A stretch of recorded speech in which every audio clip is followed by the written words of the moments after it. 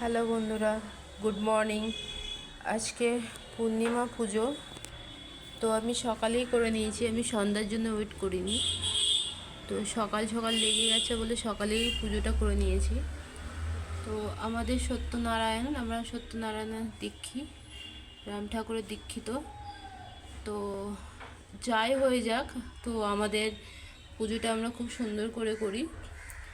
তো এখানে লক্ষ্মীনারায়ণের ফটোটা আছে, তো ওটা ঢেকে গেছে ফুলে। সরস্বতী, আর এখানে সত্যনারায়ণ ছোট্ট একটা ফটো আছে।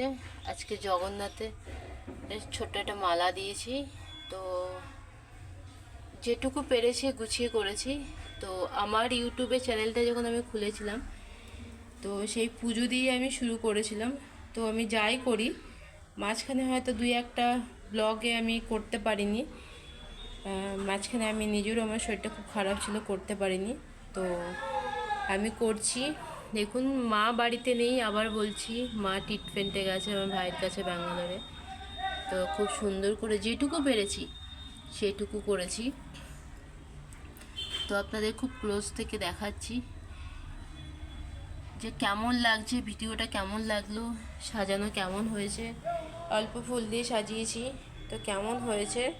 এর আগেও দেখিয়েছি আমাদের ঠাকুরের জায়গাটা খুব ছোটোর মধ্যে, তো চেষ্টা করি ছোটোর মধ্যে গুছিয়ে করার, ঠিক আছে। তো এখানে সত্যনারায়ণ পুজো করতে গেলে তুলসী গাছ তো অবশ্যই লাগে। তো আমাদের তুলসী মাকে এখানে এইভাবে সাজিয়েছি। তো এইভাবে এখানে এভাবে সুন্দর করে সাজিয়েছি। তো গাইস, কেমন লাগছে, কেমন লাগলো আপনারা কমেন্টসে জানাবেন, আর ভিডিওটা অনেক অনেক করে শেয়ার করবেন।